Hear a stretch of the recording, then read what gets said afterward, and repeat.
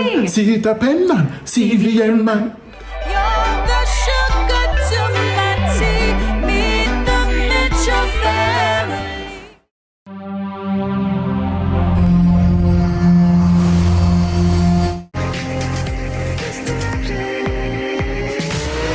I can see but you when you dance, dance, dance. Feel good creeping up on you, so just dance, dance, dance, dance.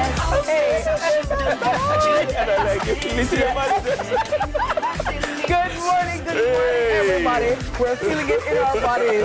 And Jackson, thanks to Jackson, his dad knows this song, right? Yeah. And I gotta tell you, when you have children, they bring you into their world. Yes. Because you have to watch the cartoons with them. You have to listen to the songs with them. Yes. And so, it kind of re-energizes your youthful exuberance, right? Kind of you get big and tired and that's why I lie down. Keep you young. Yeah, it just keeps you young, you know what I mean? So watch you on Coco Melon. Yeah. No, it's Miss Rachel right now. It's Miss Rachel? Can you say mama? Mama. Yeah. No, Jackson never do Miss Rachel. No, Miss Rachel never did about them time.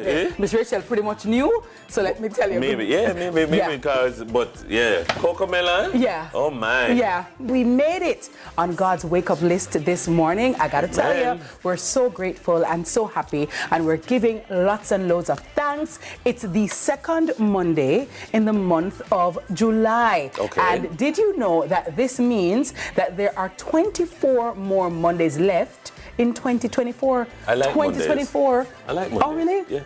Why? I'm a Monday person. Yeah? Yeah. Somebody tell Monday can. Sometimes Monday comes and like, oh my God. No man, I'm a Monday person. Oh my God. But I like Monday. I like kick off the week right. Yeah? Oh, okay. So, you try to wear something nice on a Monday. Yeah, you want to come out bashy. You come out strong on a Monday. I like Monday. I don't know, people don't like Monday, but I'm not that guy. I don't mind Mondays. It just depends on the type of weekend you had. So some weekends are nice and calm. So Monday morning you get up feeling bright and bubbly. Yeah. But then if the weekend was like a lot of work and you do things. So you don't feel like you're ready for it. Because you don't feel like the week ended. Thank you very much, right? And I feel like I need an in-between day. Like we need a day. For recover from the weekend. For recover from the weekend. So, With our girl, Tico Monster. Good morning, TK. Dennis, you are hilarious. How are ya? Good morning and happy Monday to you. Yeah, happy Monday to you, the hardest working woman in show business. Well, I receive it for now. For now, you know what I mean? At the light is the TK. Middle day is the TK. Afternoon, evening is the TK. Night time is the TK. I gotta tell you. After all. It's a lot. It's a lot. I'm gonna set up her name to Andrew Wellness for her to get a Hawaii. And you get it, because of the accumulation. And if it could come with a check, I'd be grateful. I would be grateful. Remember. Yeah, but always. Let's talk about what's happening in the headlines. Of course, still reeling from Beryl, right? So flooding at Spanish Town Hospital, patients relocated. So patients at the Spanish Town Hospital in St. Catherine were forced to relocate to other areas on the grounds after heavy rains flooded sections of the facility. Understandably. Understandably. And I'd second that because, Dennis, I do understand the dislocation, the discomfort, right? Because when the shoe is on your foot, it's squeezed differently. But we also have to extend grace and compassion because Beryl has affected everybody, right? Yeah. And so and different places, the devastation is of such an extent that you can't get up back tomorrow and everything just up and running. Absolutely. So, for example, some places are going to be without electricity for a while because it's not just one light post is down. It's a whole network, you know what I mean? Water now probably come back right now because the turbidity and the whole of something. So, I understand because nobody wants to be in an uncomfortable situation, especially when you have children or elderly parents or the elders around you. But still, we have to understand because if you did America or Canada or England and a natural disaster hit. It a go hit. And I think an important point to note is the fact that when you have the amount of rainfall that was dumped on a space over a short period of time, and then you have a heavy period of rainfall on top of that, remember the soil is already saturated. Yes. So the threshold for flooding is like that. You understand? So there's no amount of drain cleaning that you can do to stop that because it's just not designed to manage that amount of rainfall. So, Chef, sardine Yes, sardines. Turn up. Yeah, turn up. Your sardine them, they are hotel. Yes, Yes. for sure. Mm-hmm. Proper. All right. So what are you making? So you're gonna make the patty today? Yeah, it's a patty. So show it. All right. So it's the crust is plantain. Right. All right. My So fave. And the filling will be the sardines, of course. All right. So you're. So, Chef, how did you come up with this concoction? Is this your invention? How it Yes, go? absolutely. Because you want to go healthy, you have plantains normally at home. Yes. As Caribbean island people. And sardines, as Miss Kitty said, is always available. Yes. It's a go-to thing, Yes. especially in hurricanes. Yes. So I just tried to implement everything together. And also giving a low carb option. Yes. And also for the people who are afraid of like gluten and that kind of Right. thing. Well, in this case, you could use a gluten-free flour Flour, base, right? And it's a very healthier choice to me. Okay, so this is what it looks like. Yes. Okay. I'm gonna Break break it in half. Okay, that looks good, Dennis. I'm gonna try a little bit of the avocado aioli. Avocado aioli. Yeah, there we go, right a bit there. You gonna try it? No, I'm gonna make you try it. I'm gonna fry what? Tell me, Dennis. Rate it. Okay. So the sardine is well seasoned, nice flavor. The aioli, very nice, has a nice kick. And Plantain. the crust, Plantain crust. it is so nice. It's not too sweet. It's not doughy. It's soft. It's nice. And it's a win for me. It's buzzy. right. It's a Okay. win for me. So good. So The only win. the plantain sardine patty is a win for the morning. And parents can do this for the kids. I know it's summer holidays now, and you're wondering, oh my God, what you're gonna cook for the mornings, because picking them, oh my God, every day they want something different, they want to try something. So this is quite quick and easy, and it's also very healthy. So I like that. I like that. And I like that the chef didn't stay from like Alaska and throw the sardines in there. It's fully packed with sardines.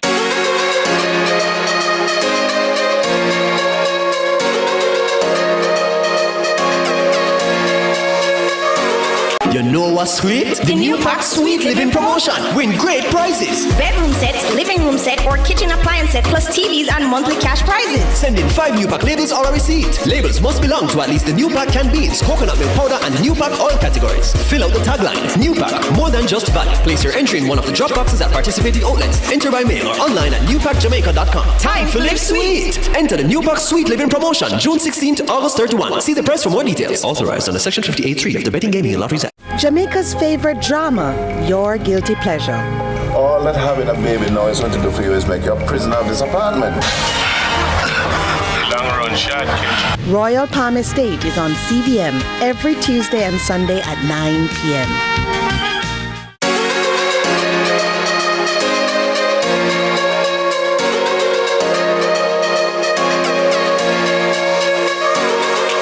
This morning we're looking at how it is that we can bounce back a little bit from burial. Yeah. We all went through something over the last few days, some more than others. Yes.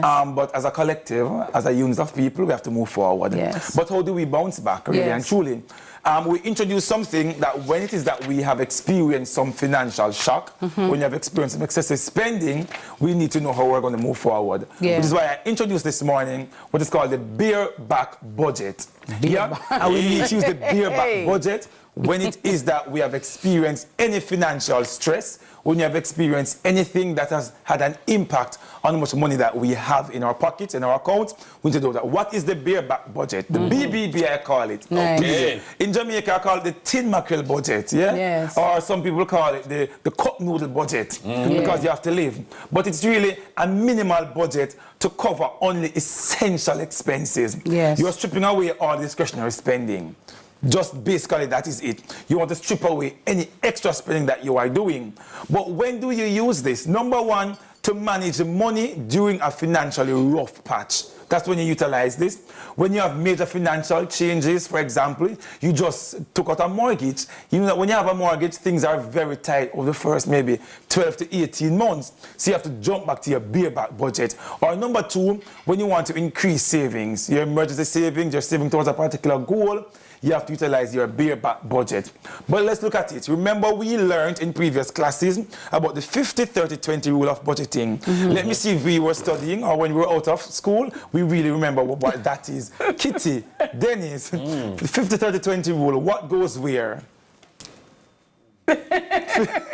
What goes where, students? He said he want to know if you were studying. That is not me. I was out of class. Go ahead. But in that budget, 50% of your salary should go towards your needs. Students, 30% towards the wants and 20% towards savings and investments. That is what we have. Right, it's coming back to me now. Yes, for the bare bones. I'm so grateful that my life represents that because it certainly didn't start that way. Miss Kitty. So I'm just grateful to God. I'm giving God all the glory for impact and for being able to move past how my story started and really take hold and charge of how it will end. Well, quickly, sorry, Dennis, just quickly, Doc, for those of our viewers who may not know your story, can you just, in a synopsis, just tell us where you come from and how it go? How it go. All right. So I'm from Kingston, Jamaica, right? So not because I'm not physically in Jamaica, I was born and raised in Jamaica, given away by my biological mother on Lyndhurst Road. I've never met my biological mother, but she was enrolled to, back in the day, RJR to make this announcement that she had a baby to give away. And the gentleman who ended up taking me from her raised me alongside his wife, and they, in fact, are my parents. And, once I started to learn about that between the ages of 10 to 13, going into high school, I had a very low self-esteem, low self-concept, and all of that morphed into me looking for, loving all the wrong places and just being kind a wayward teenager.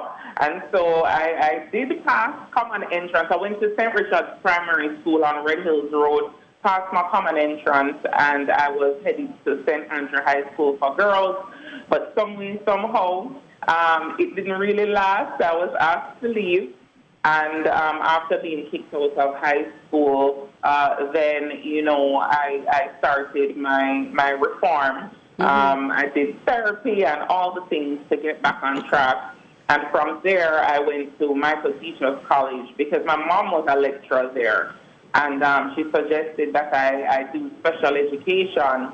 And that started my love affair with education. I saw a pathway through which I could empower teenagers who were just like me. So really and truly what we're seeing is, obesity, it's not just what we call a regular non-communicable disease, right? So what we're seeing now is that it's, global authorities like the World Health Organization or PAHO, they have now termed it as a pandemic because you really realize that it's not just affecting, certain populations, but on a global scale, all countries are being affected by obesity. And what we're seeing now is that our children, especially, under 18 years, they are now being plagued by obesity and related non-communicable diseases. So as you see there in that ad, her name is Sharon, and she's, highlighting the concerns that, hey, listen, in the school food environment right now, it's not an ideal setting, and my peers are, over-consuming ultra-processed products and sugary drinks, and because of that, they're becoming now overweight and obese, as the statistics are showing. So we need to do something about it. Rosanna, I find it important because for two reasons. If we're saying the government needs to do something to control these things, where the government is not in your house. The government is not in your community in that sort of a way, but the government does run the education system. And so while you're in the care of the state, they should be offering you healthy options. And also, if I am doing the right things at home, I shouldn't be sending my kids out into a school environment that offers them all the things that I'm trying to get you to not eat at home. Curbing those, habits that you've instilled. And that's why we say, it's a collective, as you said, a collective approach, a whole of society approach. Because yes, it all starts in the home. So those habits that parents try to instill in their children. I mean, remember, school is when they spend most most of their days. And of course, where they eat a large portion of their meals. And we have to remember, those the less vulnerable, that's where they look forward to for breakfast. Then there's lunch. And then most of them, that's where they get their dinner because, you know, mommy or daddy can't provide, you know, a nutritious meal for them. So that's where they look forward to most of their meals from school feeding programs. So that is why we're, you know, calling on the government and, you know, major stakeholders to say, hey, play your part and try to, you know, shift the obesity, you know, or the Jamaica health and nutrition landscape by, you know, curbing those.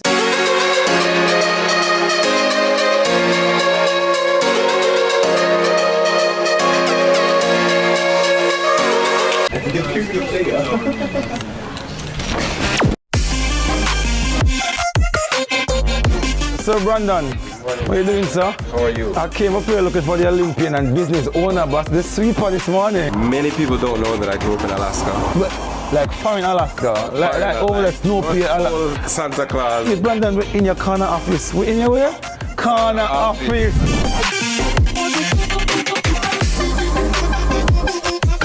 But cheers also to me, man, you will end a juice business. That's right. Just in case. That's right. So I'm going to see what's going on now. Father God. Murder.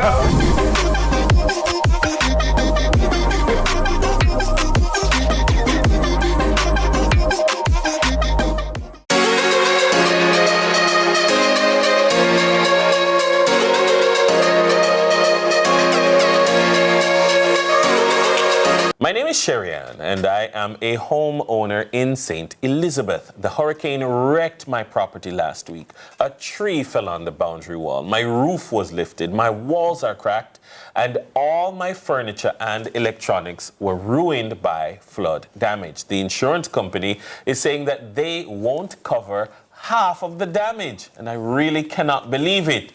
Anything can go, sir? Well, we're going to find out if it's lawful. Court is in session. Hello, counsel. How are you? I'm doing well. Good morning. Good morning, sir. So, Sherian wants to know, is that lawful what the insurance company has said? Well, it really comes down to the terms of the policy between Sherian and that insurance company. You see, insurance companies are governed by the Insurance Act, first and foremost. Right. But what they do in specific situations is determined by that policy, and that's simply a contract. Insurance policies may expressly say that they are covering hurricane damage, tornado damage, earthquake damage, and so on. But there are certain areas that come with these natural disasters that may not be covered by that insurance policy. So exploring the terms of the policy is a good starting point to identify why the insurance company has refused to cover various aspects of Sherian's damage.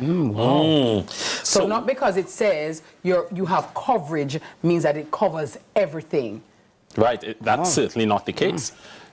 What are the clauses that might be in play in a situation like that? So the clauses vary, starting with the deductible clause. That's a common clause used in most insurance policies, which simply says that the homeowner is required to cover a percentage before the insurance company steps in. Yeah, that's like even with a motor vehicle. That's right. Yeah, it's really bad. To be honest, it's hard to capture it.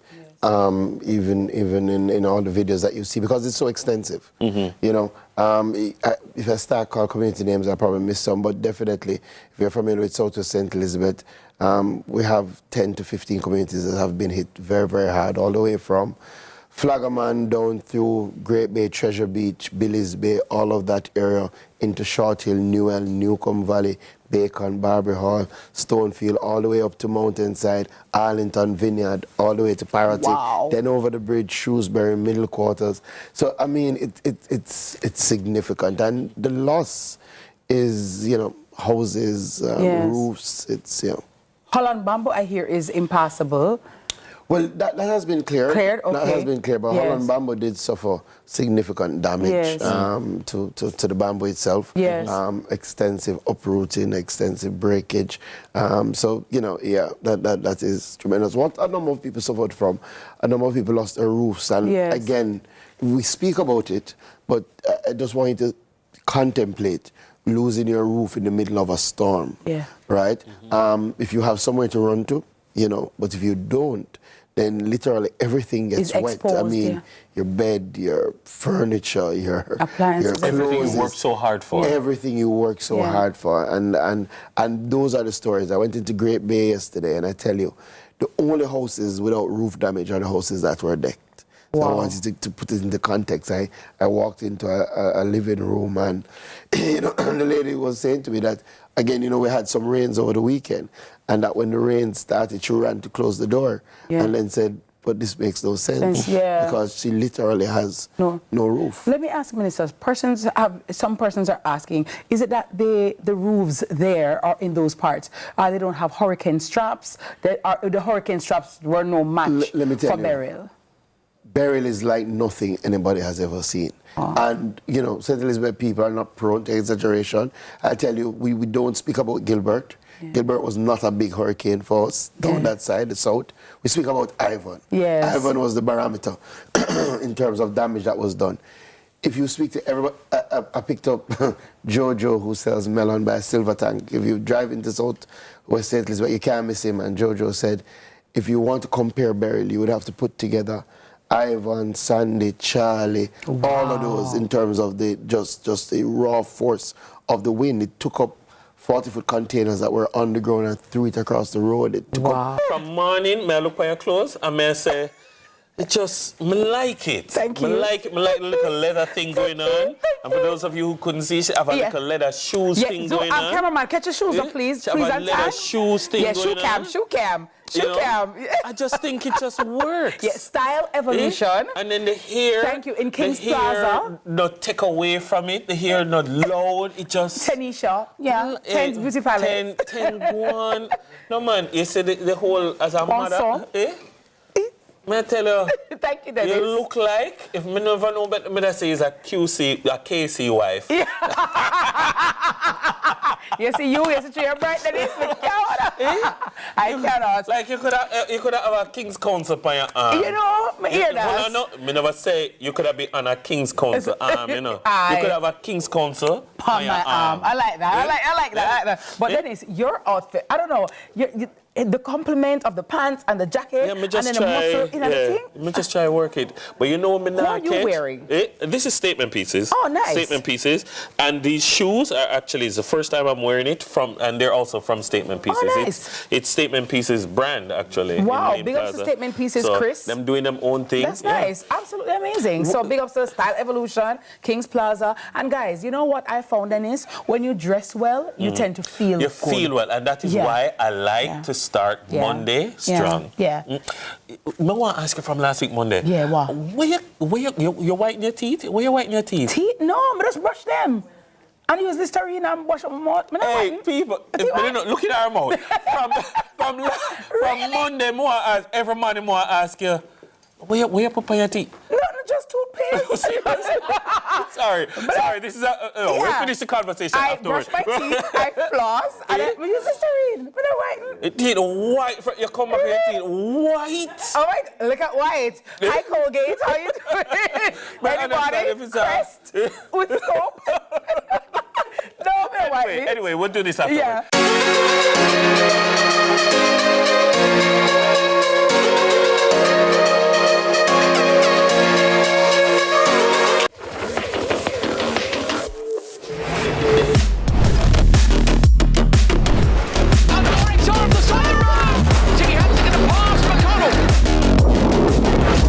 Goes all the way around the outside in the Neil McLaren. Collins got two wheels. Contact.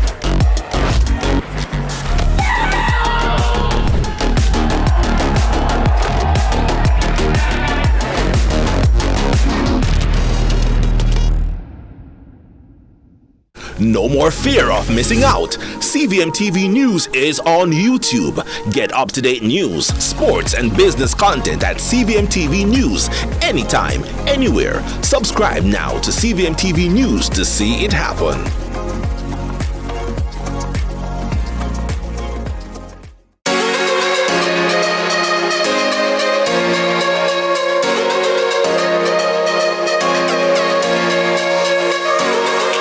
Thanks Thanks for staying with us, guys. You know, it's, again, time for final thoughts. I like final thoughts, so don't get me wrong. I think it's always where we can impart some wisdom.